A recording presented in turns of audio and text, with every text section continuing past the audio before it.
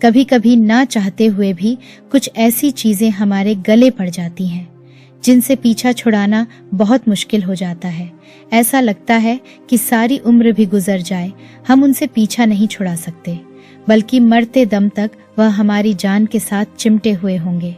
ऐसे में बहुत घुटन और बेचैनी का सामना करना पड़ता है। जिंदगी हम पर तंग होकर रह जाती है। दिल करता है कहीं दूर चले जाएं और गुमनामी की और आज़ादी की जिंदगी गुजारें।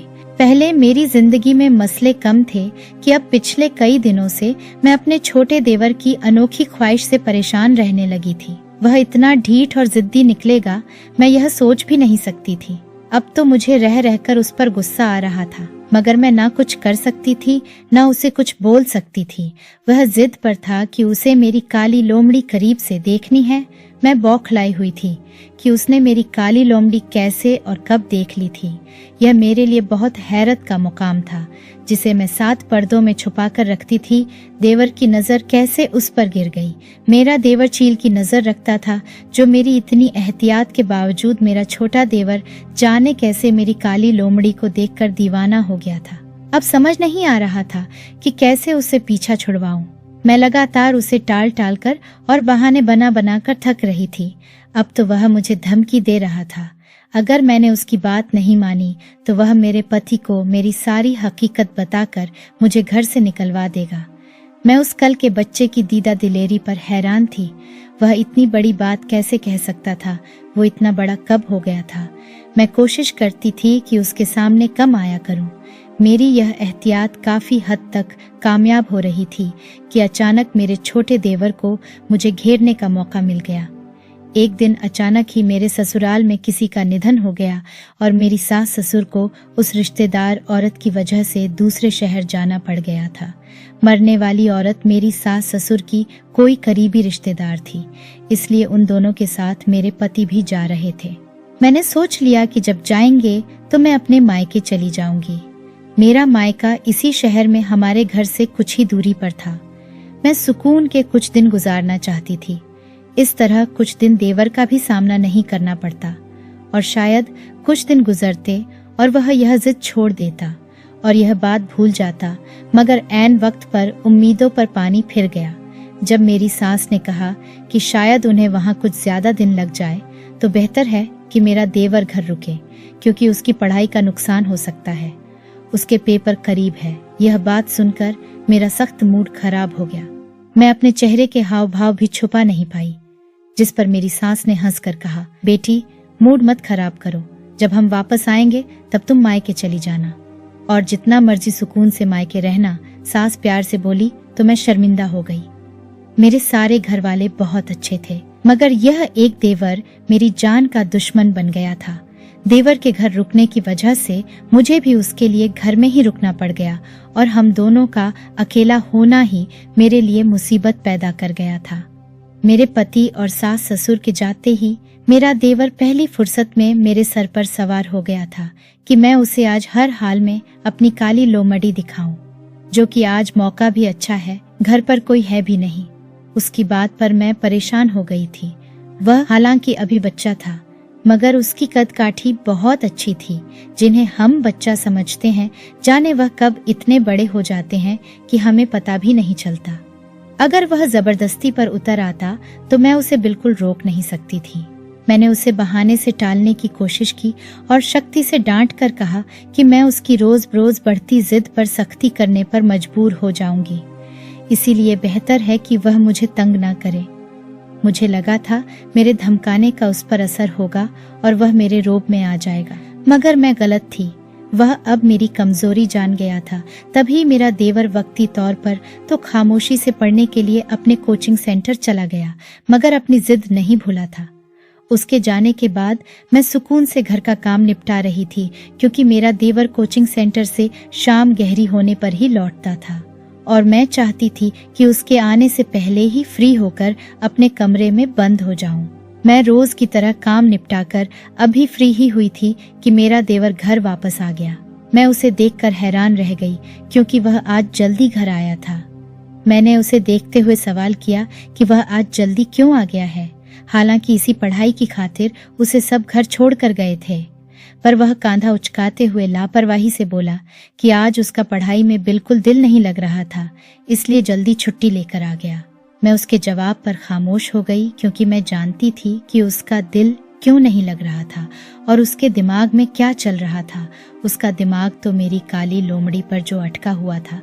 दिल कर रहा था सब छोड़ छाड़ कर भाग जाऊं और अपने माँ बाप के पास चली जाऊं। इस रोज रोज की मुसीबत से तो मेरी जान छूटेगी, मगर मायके जाती भी तो लोग क्या कहते। अभी शादी को 1 महीना भी नहीं हुआ और लड़की मायके आकर बैठ गई। यहाँ पर तो लड़की होना भी जुर्म है।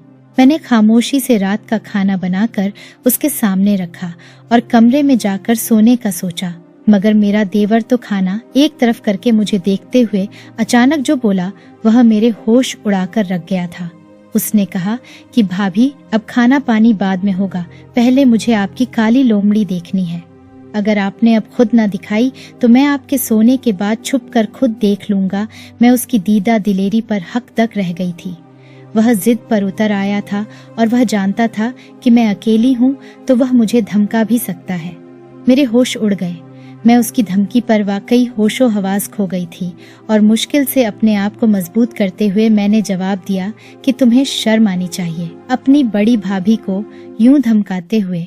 अगर तुमने मेरे साथ और कोई ऐसी वैसी बात की या मुझे अकेला समझकर धमकाने की कोशिश की तो इस बार मैं तुम्हारे भाई के वापस आने पर उनको सारी बात बता दूंगी। मेरी बात पर वह डिठाई और सुकून से बैठा मुस्कुराने लगा और मुझे जताते हुए बोला कि देख ले भाभी, भाई को मेरी बात बताते हुए आपको भी अपना राज पास करना पड़ेगा। वो आज जो इस घर में सिर्फ मैं जानता हूँ और किसी और ने जान लिया तो शायद आप मेरी भाभी ही ना रहे, शायद भाई आपको घर से निकाल दे। तब आप क्या करेंगी? उसके शब्दों पर मैं शॉक्ड रह गई थी। उसके शब्द नहीं, कोई पिघला हुआ शीशा लग रहा था जो उसने मेरे कानों में डाला था। हकीकत थी तो बहुत कड़वी, मगर वह सच कह रहा था। सच सामने आने पर राजेश मुझे छोड़ देते और यह सोचना भी मेरे लिए कंपा देने वाला था, मगर मैं सोच भी नहीं सकती थी वह अपने इस शौक के लिए मुझे यूं बदतमीजी से धमकाएगा। मुझे आज अकेला पाकर वह शेर बन गया था। उसने मेरी सारी अच्छाई और सेवा को खाक में मिला दिया था। मैंने हार मानते हुए उसे देखा और धीरे से कहा कि ठीक है, मैं तुम्हें अपनी लोमड़ी दिखा देती हूँ, मगर वादा करो कि तुम बार बार देखने का नहीं कहोगे और यह बात भूल जाओगे।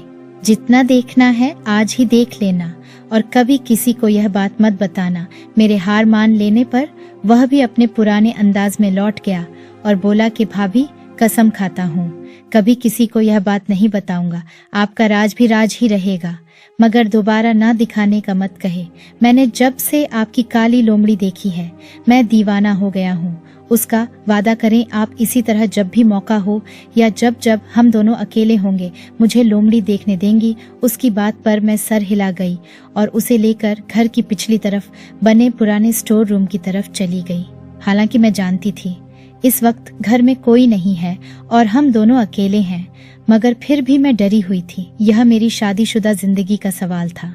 अगर कोई ये बात जान लेता तो मेरी जिंदगी तबाह हो जाती। मेरा देवर बहुत खुशी से चलता हुआ मेरे साथ स्टोर रूम में पहुंचा और मेरे कहने से पहले ही उसने स्टोर रूम का दरवाजा बंद कर दिया। मैंने डरते हुए लाइट जलाकर उसे कहा कि जल्दी से लोमड़ी को देख ले और फिर यहाँ से चला जाए। मुझे उस पर अब भी एतबार नहीं था। मेरा दिल डरा हुआ था कि वह कभी भी धोखा दे सकता है। मेरे देखते ही देखते वह अचानक अपना मोबाइल निकाल चुका था। उसकी इस हरकत का मतलब समझते हुए मैंने उसे रोकने की बहुत कोशिश की, मगर बदले में उसने जो हरकत की वह मेरी आत्मा को झंझोड़ गई। उस दिन अपने देवर की जबरदस्ती पर मैं बहुत ज्यादा रोई थी। मेरे तन पर एक बोझ सा आन गिरा था। मुझे महसूस हो रहा था जैसे यह मेरे वैवाहिक जीवन का अंत था। यकीनन मेरा देवर बाद में मुझे धमकाने वाला था, क्योंकि उसने जो हरकत उस रात की थी वह यही जाहिर कर रही थी कि उसकी नीयत अच्छी नहीं है और वह आइंदा भी मुझे ऐसे ही मजबूर करने वाला था। मेरा नाम मीनाक्षी है। मेरे 3 भाई थे, जबकि मैं उनकी इकलौती बहन थी। मैं सबकी बहुत ज्यादा लाडली थी, क्योंकि मेरे ददिहाल और ननिहाल में भी सबको बेटे थे, जबकि बेटियां जिसकी भी होती थीं जिंदा नहीं बचती थीं। मगर मैं जिंदा बच गई, लेकिन मेरे माँ बाप को हर वक्त यही खौफ रहता था कि मुझे कुछ हो जाएगा और उनके इसी खौफ की वजह से आज तक मैंने कितने दर्द झेले, इस बात का मुझे ही अंदाजा था। जब मैं बड़ी हो गई और मेरी शादी राजेश से हो गई, मैं तो जॉइंट खानदान से संबंध रखती थी।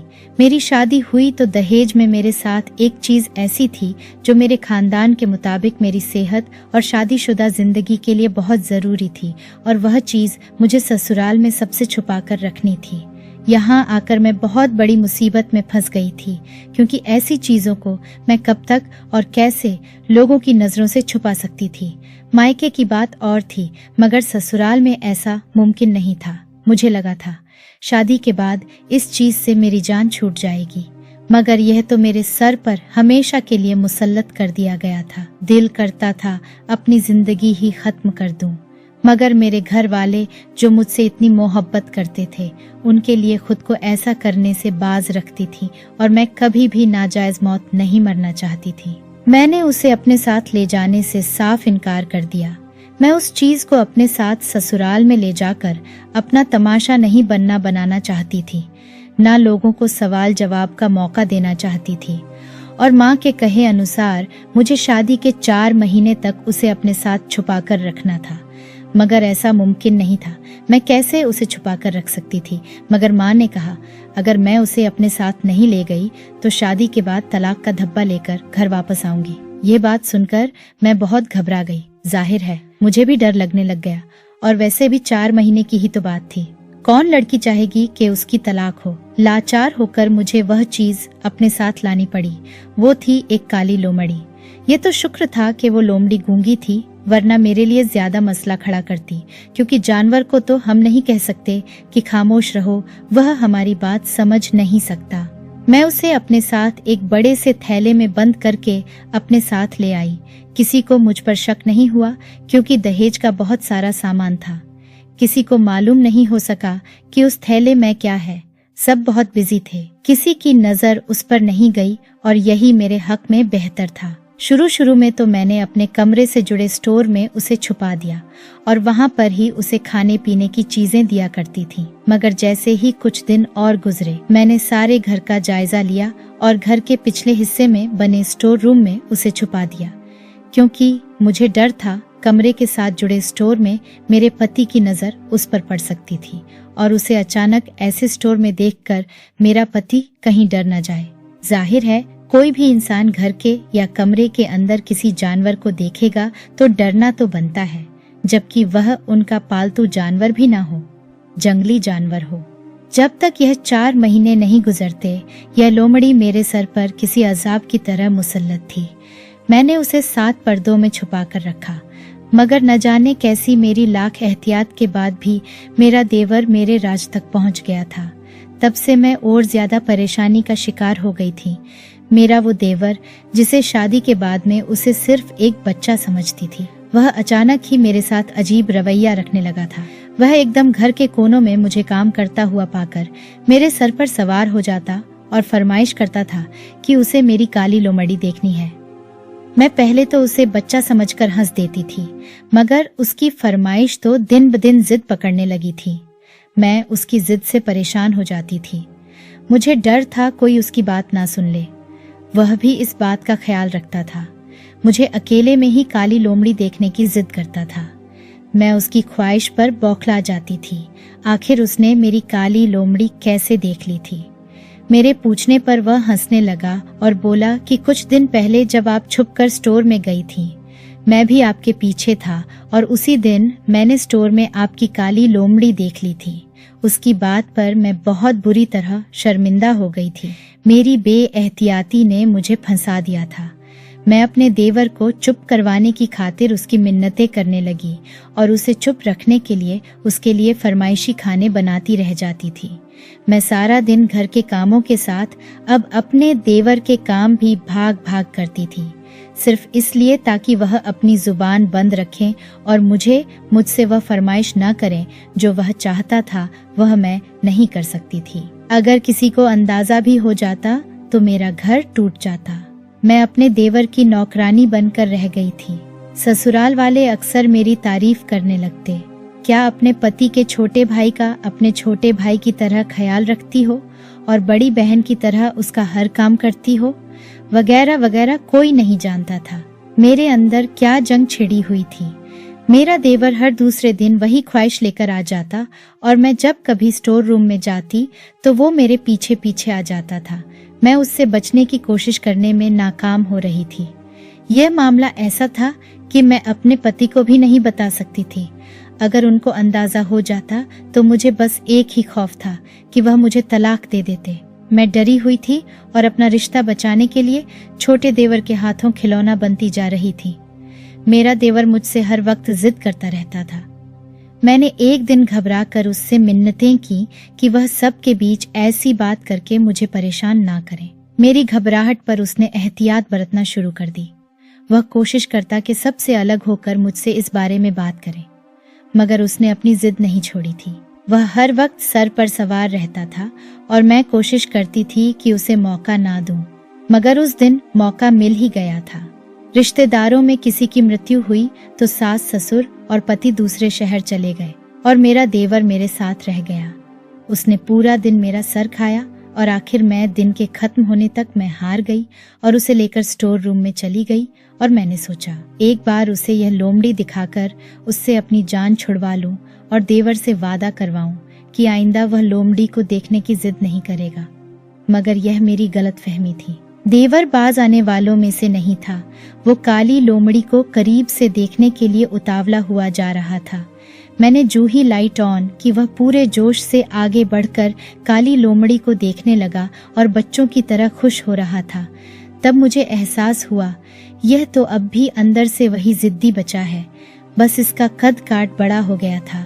फिर अचानक ही उसने वह हरकत की जो मेरे होश उड़ाकर रख गई थी। उसने अचानक ही अपना मोबाइल निकाल लिया था। मैं उसकी हरकत का मकसद समझकर बौखला गई थी। मैंने उसे बहुत रोकने की कोशिश की, मगर वह जबरदस्ती उस लोमड़ी पर अपना कैमरा सेट करता एक साथ कई तस्वीर लेने लग गया था। वह अपनी मनमानी करके जा चुका था। मैं वहीं फूट फूट कर रोने लगी थी। मुझे डर था कि देवर वह तस्वीरें सबको दिखाएगा। 2 दिन मेरे देवर ने खूब खुलकर काली लोमड़ी को देखा था। 2 दिन बाद जब सब घर वाले वापस आए तो मैं बुझी बुझी सी थी। मेरे पति ने मेरा उतरा हुआ चेहरा और परेशानी भरी हालत देखी तो घबरा गए। मेरे पति मेरा ख्याल रखने लगे, फिक्र करने लग गए थे। मैं अपने पति की इस फिक्र और ख्याल रखने पर और ज्यादा उदास हो गई थी। अपने पति जैसे इतने अच्छे इंसान को धोखा देती रही थी। मुझे अब शर्मिंदगी हो रही थी और कुछ मैं अब अपने पति से सब छुपा छुपा कर थक चुकी थी। एक दिन मैंने अपने पति के इसी तरह बार बार पूछने पर उन्हें अपने बारे में सब बता दिया। मैंने अपने पति को बता दिया कि बचपन में पैदा होते ही मैं बहुत ज्यादा बीमार रहने लगी थी। 15 साल की उम्र तक घर वालों ने मेरा हर किस्म का इलाज करके देख लिया था, मगर मेरी सेहत बहाल नहीं हो रही थी। तंग आकर घर वाले डॉक्टरों से वैद्यों तक पहुंचे और वैद्यों से तांत्रिक बाबाओं तक जा पहुंचे। ऐसे में किसी ने हमें बहुत दूर पहाड़ी वाले बाबा के बारे में बताया और कहा कि वह बाबा हर मर्ज का इलाज करने में माहिर है। मेरे माँ बाप मुझे उस बाबा के पास ले गए और मेरा मसला बताया कि मैं हर वक्त बीमार रहती हूँ, जिसकी वजह से मैं बहुत ही ज्यादा कमजोर हो रही थी। वह पहाड़ी वाला बाबा बहुत अजीब सा इंसान था। उसने मेरे माँ बाप को मेरी बीमारी का बहुत ही अनोखा इलाज बताया था, जिसके लिए उसने पहले ही बताया कि कुछ बातों का बहुत ज्यादा ख्याल रखना पड़ेगा, वरना मैं फिर से बीमार रहने लगेंगी। मेरे माँ बाप जो पहले ही डरे हुए थे और भी डर गए। उस बाबा ने हमें एक बिल्कुल काला स्याह लोमड़ी का बच्चा दिया और कहा कि इसे मैं हमेशा अपने साथ रखूं। मगर एक अनोखी काली स्याह लोमड़ी को अपने साथ रखना बहुत से लोगों को अजीब लगता था। इसीलिए घर आकर मेरे बाबा ने उस काली लोमड़ी को हमेशा यूं छुपा कर रखा कि अनजान लोगों को उसका पता ना चले। मैंने भी इस बात का हमेशा ख्याल रखा और जब मेरी शादी की उम्र हुई तो उस बाबा ने कहा कि वो लोमड़ी का बच्चा अपने साथ पति के घर में ही ले जाएं, वरना बीमार हो जाएगी या तलाक लेकर वापस आएगी। उस काली लोमड़ी का बच्चा मैं अपने साथ ससुराल में भी छुपा कर लाई। काली लोमड़ी को रखा और किसी को भनक नहीं पड़ने दी थी। मैं छुपकर स्टोर रूम में जाती और उसे खिलाती पिलाती थी, मगर मेरे देवर ने ना जाने कैसे वह काली लोमड़ी देख ली और उसे वह काली लोमड़ी करीब से देखने का शौक हो गया। मुझे खौफ था कि अगर किसी को इस लोमड़ी के बारे में पता चला तो मुझे छोड़ दिया जाएगा, या किसी ने मेरी काली लोमड़ी को नुकसान पहुंचाया तो मैं मर जाऊंगी, या आप मुझसे तलाक लेकर घर से निकाल देंगे। मेरे दिमाग में बचपन से ऐसे वहम और अंदेशे बैठा दिए गए थे।